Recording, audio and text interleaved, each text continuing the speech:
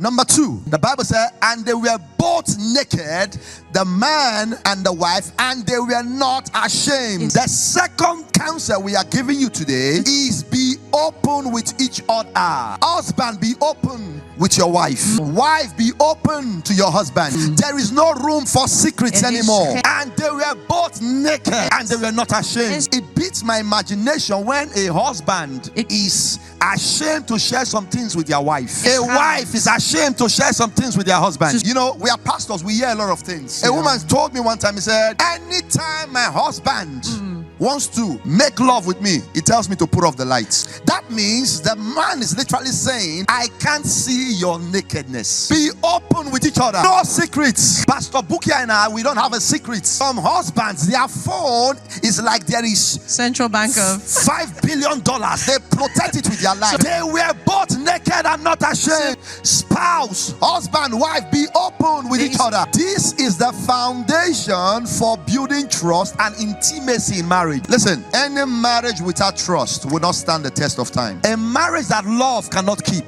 trust will keep. Nothing to hide. They were naked. They were vulnerable. You know, there are some men, something will happen to them, and to them, they feel it is weakness for them to cry in front of their wives. I believe I've cried many times in your presence, especially when I'm praying or when I'm worshiping. Many times. But some men, to them, no, my wife can't see me. Be open. Openness is what gives birth to communication. Communication is one of the pillars that holds a marriage. And lack of communication is what leads to assumption. And guess what? Assumption causes confusion in marriage. One time, Pastor Buki and I, our 5th wedding anniversary, I believe, we did a recording and we just spoke about 5 keys to keep your marriage going. And we spoke about 5 things. And one of the things we emphasized on was communication. And one of the things I said in that live stream was that in the natural, when you don't talk, your mouth begins to smell. So that means when you don't talk in your marriage begins to sting and ultimately sinks. Why? Because you guys don't talk. Communication is one of the strengths of our marriage. Pastor Buki and I, we talk about everything. Big things,